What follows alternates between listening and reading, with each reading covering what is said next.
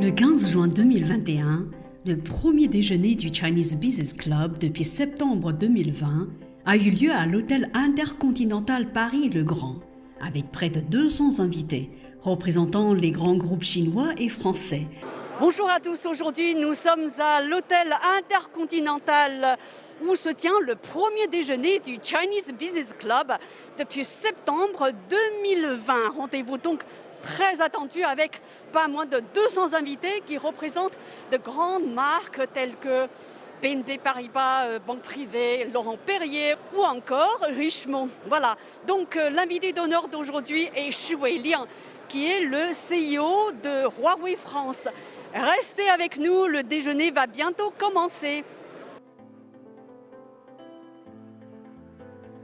Comme d'habitude, peu avant le déjeuner, Harold Parizeau, fondateur du Chinese Business Club, a prononcé un discours.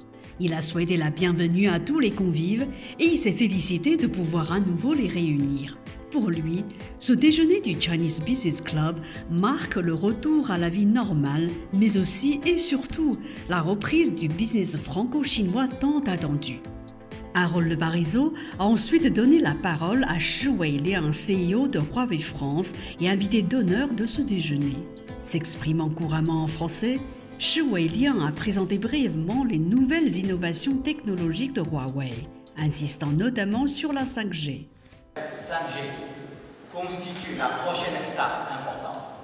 À volume de données égal, une station de 5G consomme 25 fois moins d'électricité qu'une station 4G. Mais la 5G va surtout permettre à d'autres secteurs d'activité de réduire leur consommation énergétique et leur empreinte carbone en facilitant de travailler en distance. Comme moi à l'instant, quand aura le plaisir de rappeler l'attachement que Huawei porte à la France et notre volonté de rester engagé ici sur le long terme, au service de la digitalisation de la société et des entreprises françaises. Et je vous remercie pour votre attention. Merci.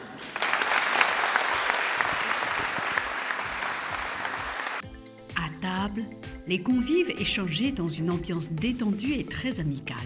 Mandara TV a pu s'entretenir avec quelques invités de marque. Moi, je suis ravi d'être invité par Chinese Business Club en tant qu'invité honneur après le confinement. Donc aussi, c'est la première grande activité comme plus de 160 personnes invitées. Donc je pense à la vie. Déjà, première remarque, c'est la vie est revenue, la vie normale. Donc on est tous prêts pour normaliser notre vie. Et le deuxième, c'est le business. Ouais. Donc, comme la vie est revenue, il faut faire le business, il faut continuer. Ouais. Donc, il faut développer. Donc, pour nous aussi, on est très contents de continuer de développer notre business et aussi de continuer de commercialiser notre produit et surtout prendre la responsabilité pour économiser le carbone, énergie, continuer à travailler en France.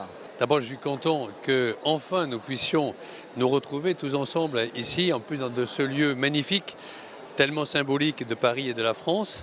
Ça veut dire que l'épidémie commence à diminuer, que nous commençons à recommencer avec des habitudes sociales.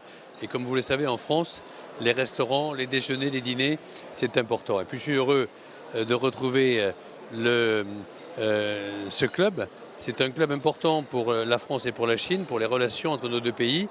Et j'étais très heureux d'écouter le président de Huawei. J'ai assisté il y a 10 ans au premier Chinese Business Club déjeuner au Polo de Paris. Et depuis, je suis fidèle à Harold Parizeau qui réunit des gens formidables avec un invité d'honneur, toujours à l'honneur. Est-ce que vous pouvez nous parler des relations entre le groupe Dassault et la Chine, par exemple?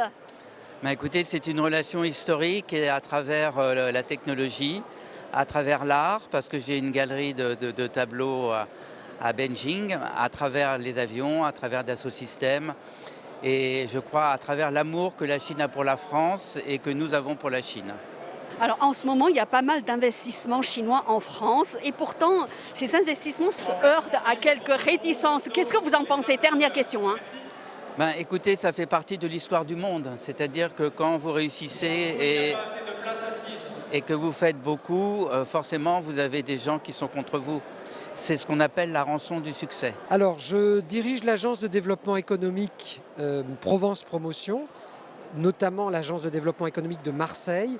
Et aujourd'hui, Marseille se prépare à un grand événement qui est l'arrivée du câble PIS, qui va être le principal câble Internet entre l'Europe et la Chine. Et pour nous, c'est très important de pouvoir parler avec les entreprises chinoises comme Huawei pour pouvoir développer des innovations à partir de la data et des échanges Internet. Harold Parizeau, fondateur du Chinese Business Club, a dressé le bilan de ce déjeuner et annoncé les dates des prochains déjeuners. Écoutez, je suis vraiment très content parce qu'effectivement aujourd'hui c'est le premier événement post-Covid. Le dernier événement c'était un déjeuner avec Alexandre Arnault lorsqu'il était PDG de Rimowa, les valises de luxe. Désormais il est basé chez Tiffany à New York. Et aujourd'hui c'était le premier déjeuner pour les sociétés membres du Chinese Business Club à Paris avec le président de Huawei France, Shi Weiliang.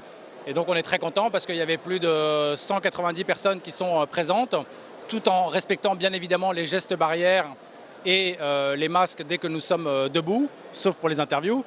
Et voilà, donc on est vraiment très content. Il y a beaucoup de politiques français, de chefs d'entreprise français, de journalistes, de grandes fortunes françaises, etc. Donc les gens viennent pour deux choses. Un, pour faire du business au club et deux, pour développer leur guanxi.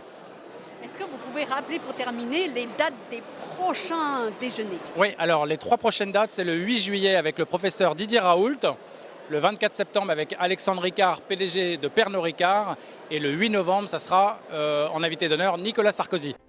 Reportage par Mantarin TV.